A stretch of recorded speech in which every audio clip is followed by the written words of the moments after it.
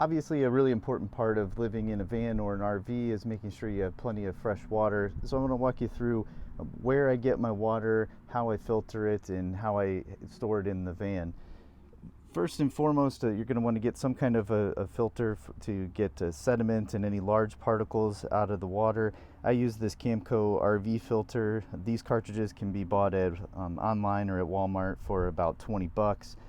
Make sure you do get a pressure regulator, otherwise you'll blow the carbon out of this filter and ruin it. So you want to start with the pressure regulator, go to your filter, and then get a good hose. Don't save money on a hose by getting just a regular garden hose.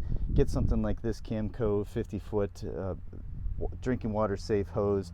That way you won't have any rubber taste in your water when you get it in the van. I made that mistake the first time I filled it up, and trust me, not worth the $10 that I saved on my original hose. At the end of it, you'll see I have 2 tanks in my van. You could have one, it doesn't really matter, but my particular setup, I went this direction.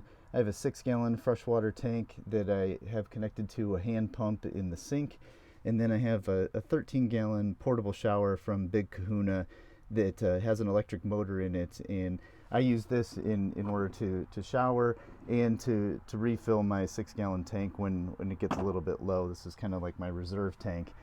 And then finally, when you're talking about drinking water, I use a Brita filter to filter out any more of the taste or potential large contaminants.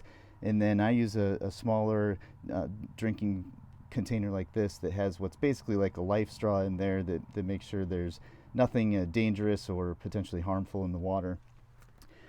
And when you're thinking about where do I get my water, well, that depends. When I'm at campsites, it's pretty easy. They generally have water hookups and I can do that. But I've also gone to hotels that have hoses on the outside of the building and just ask them if you can fill up a few gallons of water. They never seem to care. I've also been to small shopping centers or the back of other shopping centers that have a water connection there. And you just pull the hose out, fill up your tanks, maybe fill up a couple extra gallons in plastic containers to keep as a reserve, and then you're good to go.